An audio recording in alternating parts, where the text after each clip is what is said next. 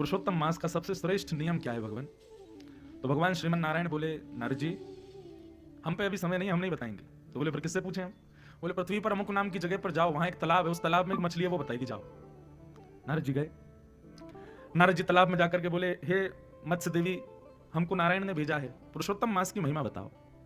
तो मछली प्रकट होकर के बोली, नारद जी सामने एक गौशाला है, उस गौशाला में गाय एक बछड़े को जन्म दे रही है, उससे जाके पूछो, वो बताएगा। और ऐसा कहकर के मछली मर गई। नारद जी गौशाला में गए, एक गैया बछड़े को जन्म दे रही थी। बछड़े ने जैसे ही जन्म लिया, नारद जी बोले, भैया स्वागतम, आपका जन्म हुआ है। वो मछली ने हमसे कहा कि आपसे आके हम पूछें पुरुषोत्तम मास की महिमा क्या है, बताइए। बछड़े ने कहा, महाराज जी ये जो वृक्ष है ना, इसके ऊपर एक तोता रहता है, उसके घोंसले में एक नया एक तोते ने जन्म लिया है, वो बताएगा। और ऐसा कहकर के वो बछड़ा भी पधार गया। नारद जी उस वृक्ष के छोटे से तोते के बालक के पास गए, बोले भैया पुरुषोत्तम मास की महिमा क्या है, आप ही बताओ। बछड़े ने कहा, आप बताओगे। तो तोते के बालक ने कहा कि जिस नगर में आप खड़े हैं, वहां के राजा ने अभी अभी एक बालक को जन्म दिया है, वो बताएगा। ऐसा कहकर के तोता का बालक भी मर गया।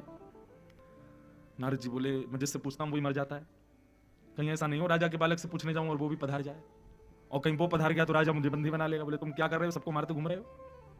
बड़े धैर्य पूर्वक नारद जी राजा के यहाँ पहुंचे। राजा के यहाँ उत्सव मन रहा था, बालक का जन्म हुआ।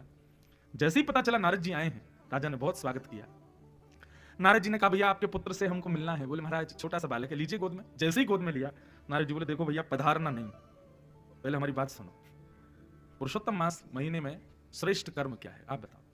तब उस बालक ने हाथ जोड़ करके निवेदन किया, हे नारद जी, मैं पहले मछली था, अपने कर्मों के फल स्वरूप मुझे मछली बनना पड़ा, लेकिन इस पुरुषोत्तम मास में आपका दर्शन करके मैं उस योनि से मुक्त होकर के एक बछड़ा बना। जब बछड़ा बना तब आपका दर्शन कर लिया, आपका दर्शन करके मैं उससे मुक्त होकर तोते का बालक बना, और तोते के रूप में आपका दर्शन करके मैं उससे भी मुक्त हो गया और एक नगर के राजा का पुत्र बनकर के आया हूं। पुरुषोत्तम मास में किसी वैष्णव के दर्शन का यही फल है कि एक मछली योनि में बैठा बालक आज एक राजा का पुत्र बन गया है।